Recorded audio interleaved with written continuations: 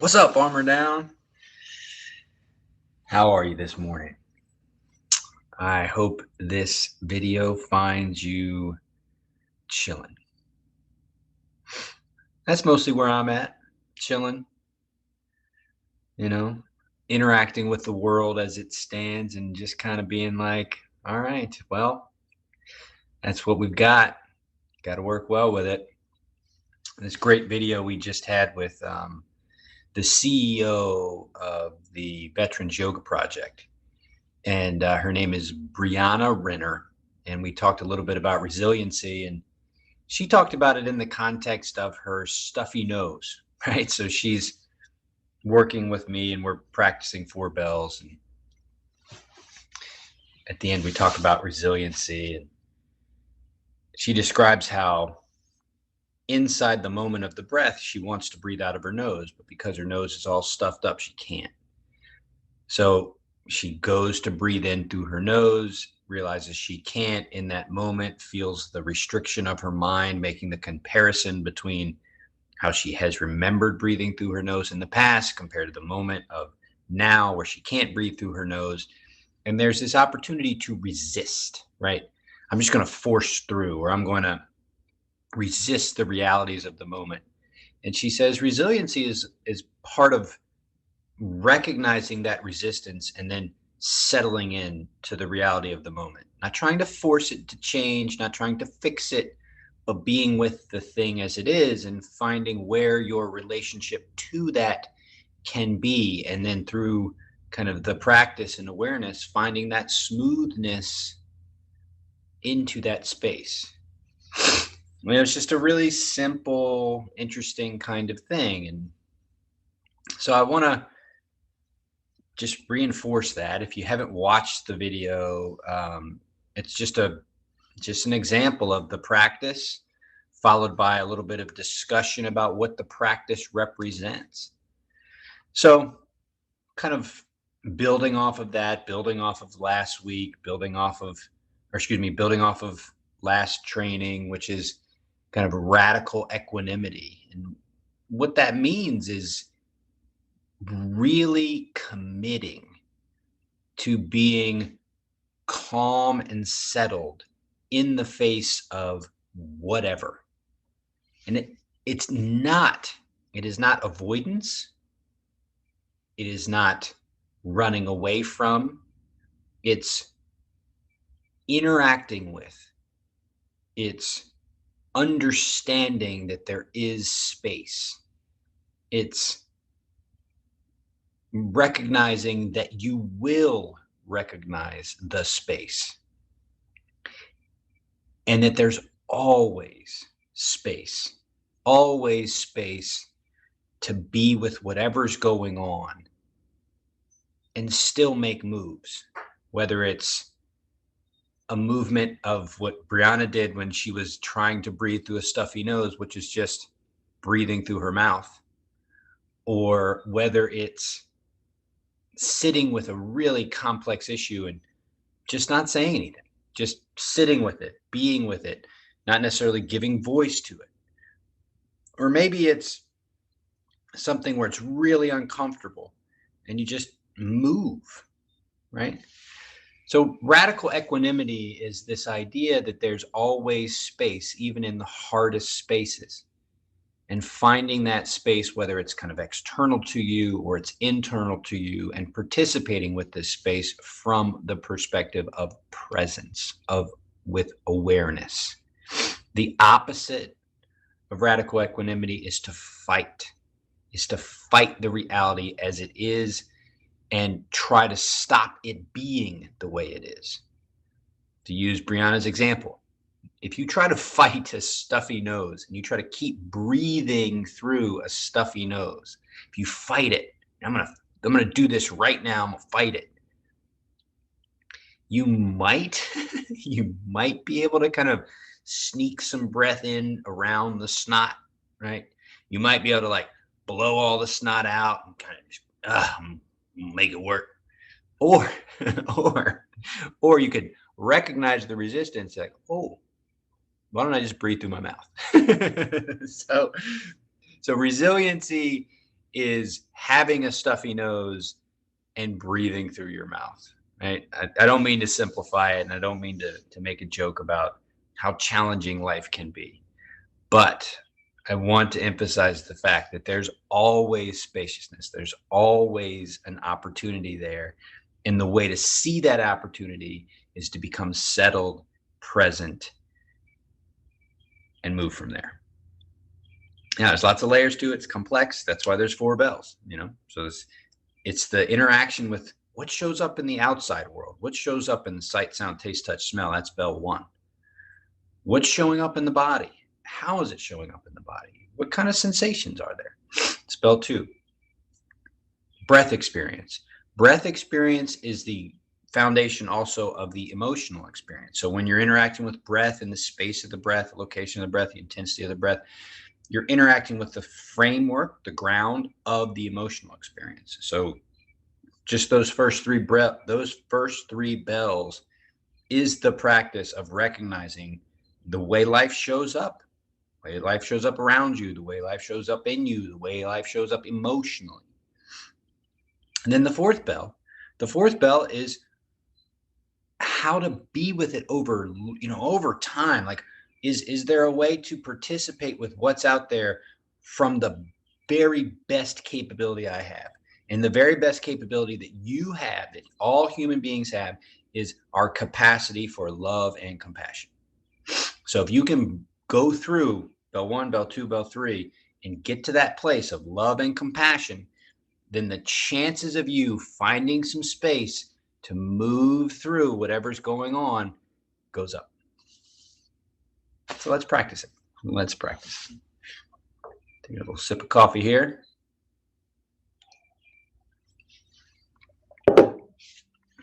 All right.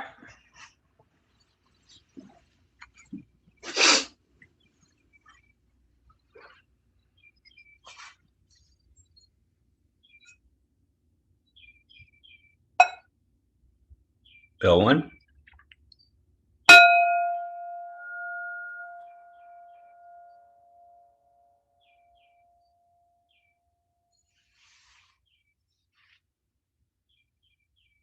Start with the eyes, light and shadow.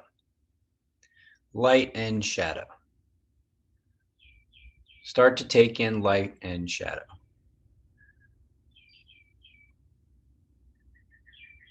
Part of what the practice offers is an awareness of just how much we miss, how much just even in our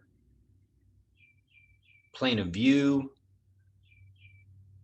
we just don't notice lots of things, especially if you're in your mind. There's just so much that you miss. Light and shadow. Where are the interplays of light and shadow around you? Everything has a little light and a little shadow element.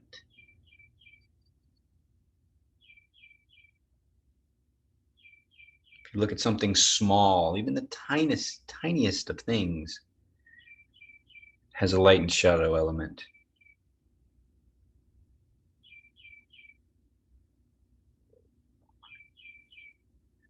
Shut down the eyes, go into sound.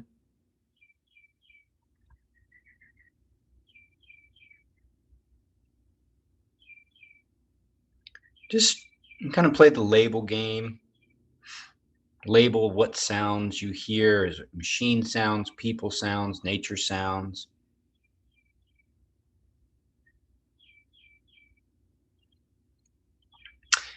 If you've got anything going on in your thought process, just try to keep bringing your attention back to the sounds.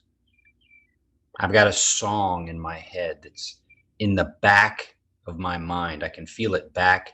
It's like if my mind had layers to it. It's back and below the layer of my jaw. It's back and deep, and I can hear it.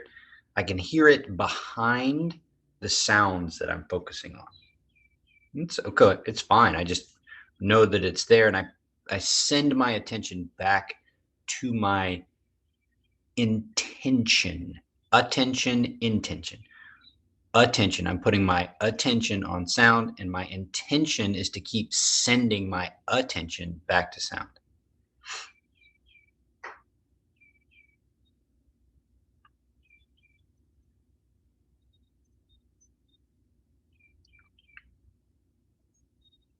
Now shift from sound to touch.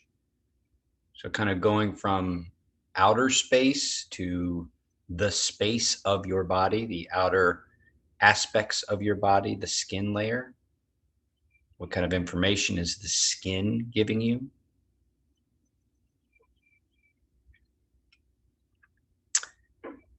I always think of the different qualities of experience between warmth and cold. So I can feel the coolness of the air on my forearms, and I can kind of, it feels like the coolness feels to be pulling.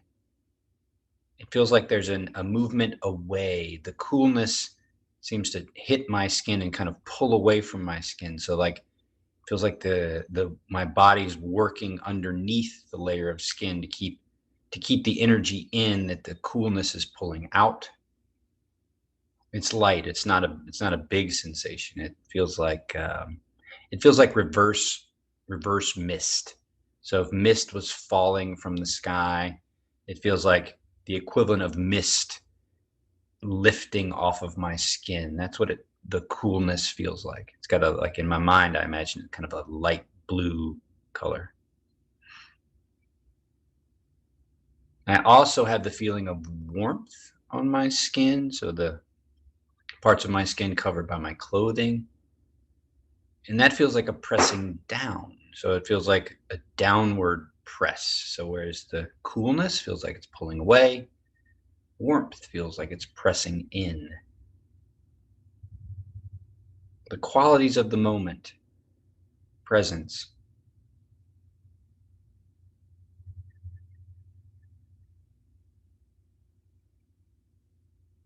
All right, finishing up first bell in the mouth,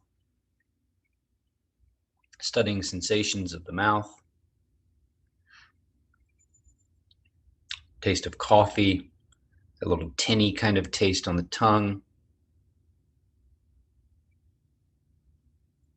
But one of the things to notice when you move from the outer world, right, the sound world, which is huge, it's way out there, to the skin world, which is the skin, and then into the mouth. So the mouth is this smaller space.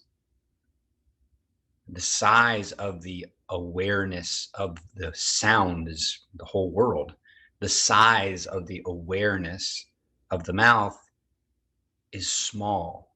But inside the smallness of the mouth, there's lots and lots to be aware of.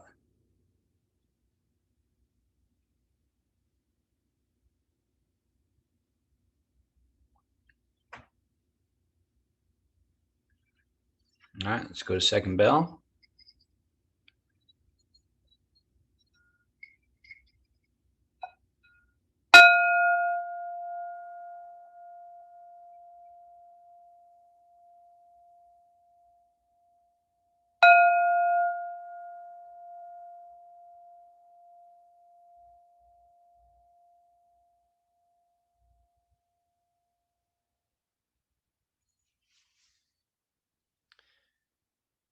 So awareness is the lens.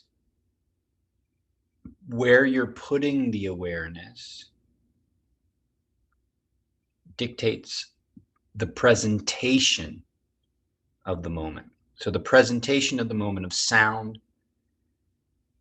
versus the presentation of the moment of taste. Now the presentation of the moment that we're looking at, that we're focusing on, is the ground. So the ground, it's huge. It's infinite, right? It's the ground, okay? But what about the ground underneath you? So the ground underneath you, where your body connects to the ground underneath you. Putting your attention on the ground beneath you. Now, your intention is to study, engage with what that feeling is. If your attention gets pulled away from thoughts, you bring your attention back by setting an intention to study the sensational qualities of the ground. And so you just keep reinforcing that intention to keep your attention on the ground. Now, it might not be like, well, there's just not that much to notice. Well, you say, okay, well, let's move around slightly to create a representation that's a little bit bigger. So maybe you feel center of gravity where you're seated. So do the uncentered. So move off center. Notice how off center has a experiential quality to it. And then if you go back to center, you recognize the difference. Centered versus off-centered. The body is signaling that. The sensation of that off-centeredness is something that you can be aware of. So you bring it back to centered, and there it is. The subtlety of the practice affords you the ability to be aware of the subtleties of life, the subtle experiences of the body. Now go to the core, the subtle experiences of the core, the way you're feeling your core right now, the way the core feels if you pull the belly button in. There's a tightness, a tightening. In a moment, like the practice, where there's not too much life going on, it's easy to see the core, the feeling of the core, the sensation of the fabric of clothing on core. The challenge arises at some point in your life, today, tomorrow, whenever.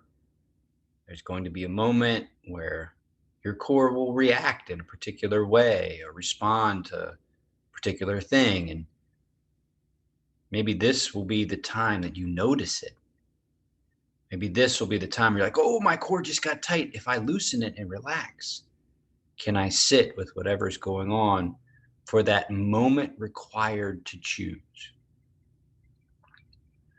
There's always a moment. There's a moment that you can either choose to move forward with awareness of what's going on or just be pulled by what's going on.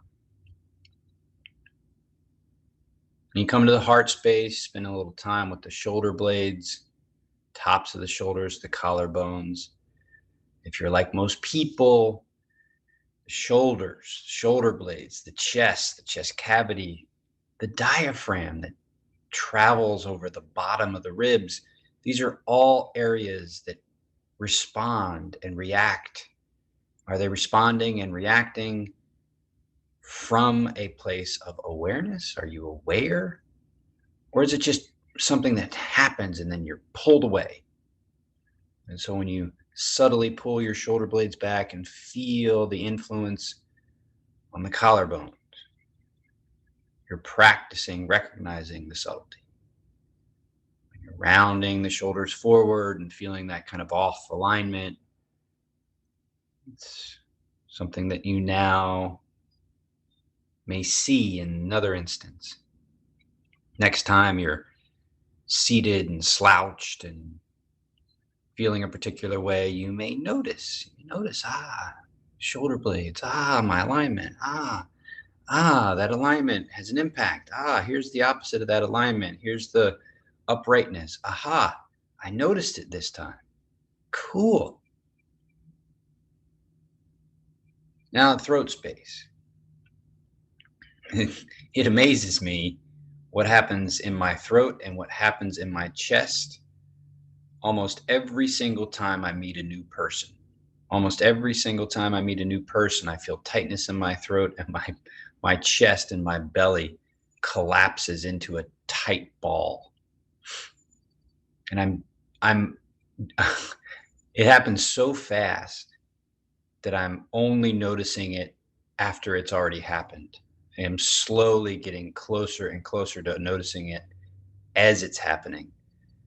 But it's still happening so fast. I become so lost inside the reaction of that meeting that I just don't see it. And then afterwards, I'm like, oh, there it was.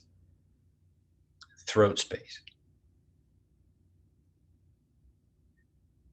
I've gotten good at noticing jaw. There's pop there. I've gotten adept at noticing jaw. So I can typically notice jaw tightening right away. Top of the head, top of the spine. Now face. Face is a big one. There's so much going on in the face. I remember the thing that shows up, I remember being in a kind of a conflict with a colleague. And I remember feeling during the conflict, my lips pull back over my teeth in anger, or my face just becoming very kind of expressive. It's all second bell. That's the body right there. The body is this incredible field of potential. Practicing in a calm environment will support you and help you recognize that space, that opportunity that's always there to settle, to react and respond in a aware way, as opposed to just a pulled away. Let's go into third bell.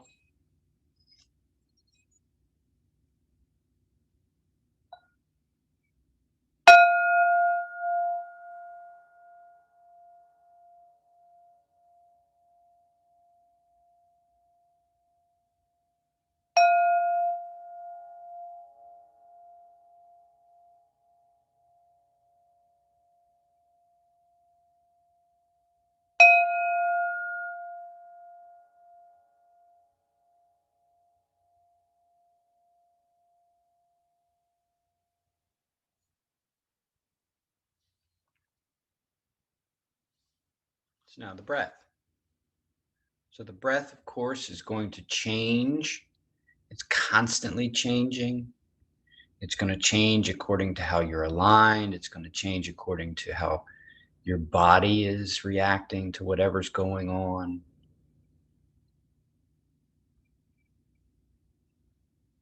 You just notice the breath as it stands right now. How is it moving today? If it's moving in a kind of constricted kind of way, don't fight it. Don't fight it. I remember fighting my breath. I remember trying to get to the place of where I remember my full, smooth breath being. Fighting it. The fight facilitates the contraction. The fight facilitates the resistance itself. It's your emptiness in relation to that fight that offers you the space to choose. Maybe the breath is tight up top, so I go down low. Maybe the large inhale doesn't feel good today, so from the big breath, you go to the small breath. Maybe it feels good to go into the belly, breathing into the belly, feeling the expansion down into the belly region. Maybe feeling the breath down around the genitals, feeling the breath way, way down. Or maybe that doesn't feel good. Maybe the movement of the breath has got the most flow, and that's up in the chest. Maybe that's where it feels good. The wisdom of determining, that's wisdom.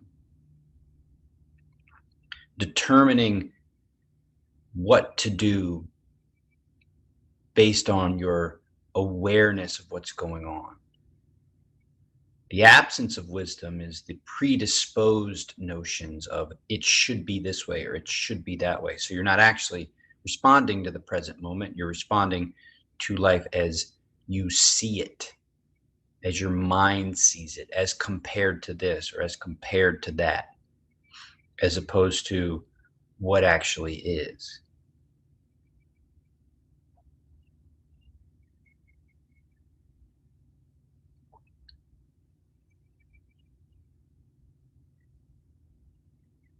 And so by seeing your breath as this practice, this exploration of the sophistication of the inhale, the exhale, the pauses,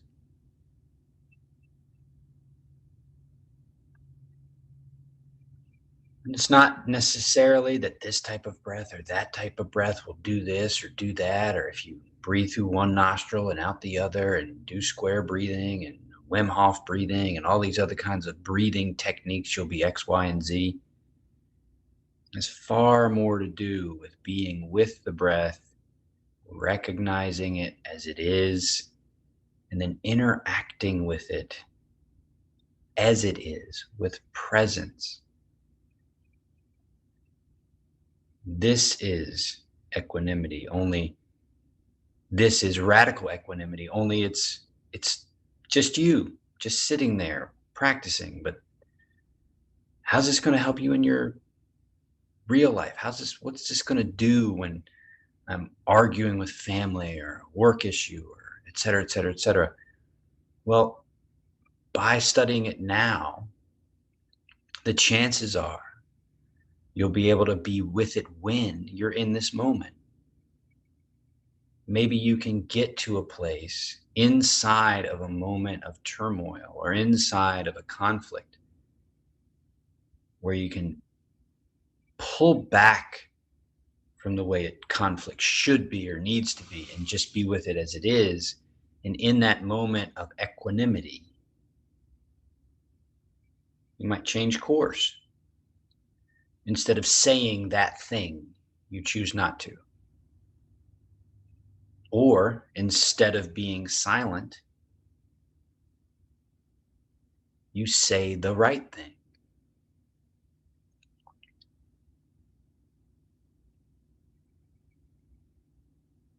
That's the practice.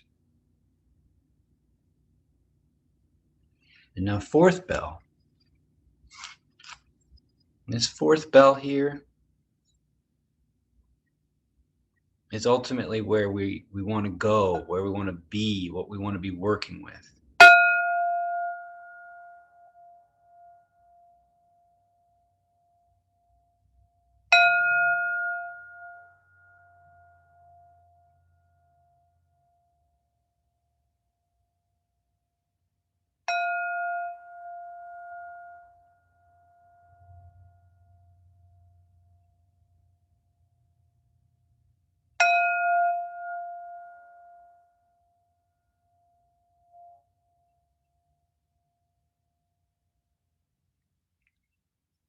Which is the place of love, the place of open-heartedness, the place of forgiveness, the place of acceptance, the place of compassion. Maybe next time you go into a conflict you don't remember, you don't connect, you aren't present, you're pulled away, your patterns emerge and take over, and you're in the same conflicts as before, and you say to yourself, I blew it, I messed up. But then you remember fourth bell and you say, it's okay. I can begin again. And you give yourself that loving compassion. You give it to yourself. You say, it's okay. It's cool. I can begin again. You allow yourself that space to forgive. Or maybe the next time you're able to offer that sense of loving kindness to someone else, that sense of compassion. You recognize what it means to beat yourself up when you see that other person either fighting or resisting or beating themselves up. You can just be kind, be loving, be friendly, be patient. You can do it to yourself. You can do it for someone else. spending more time that way.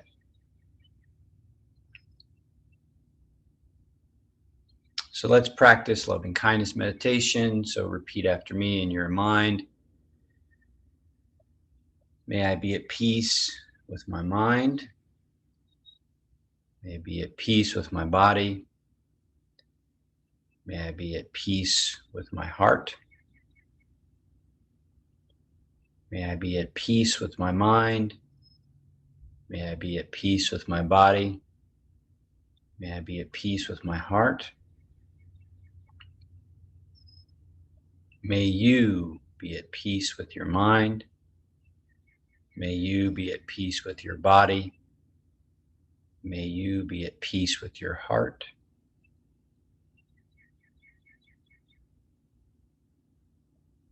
May we be at peace with our minds. May we be at peace with our bodies. May we be at peace with our hearts. May we be at peace with our minds. May we be at peace with our bodies. May we be at peace with our hearts.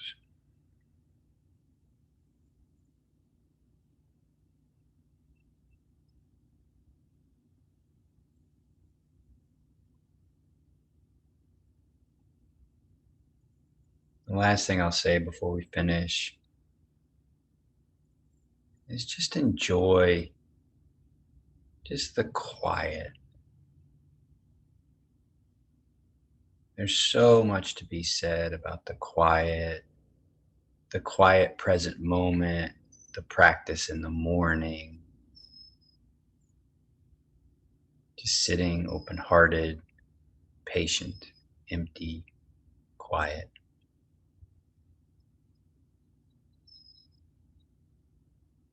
All right, take 2 rounds and then we'll call it a day.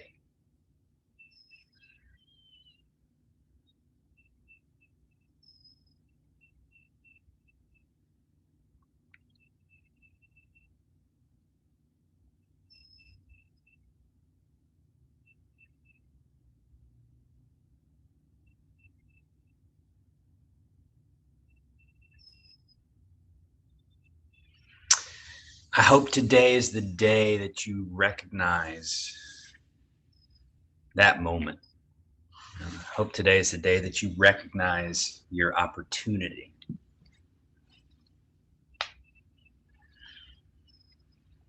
Good luck out there. See you next time.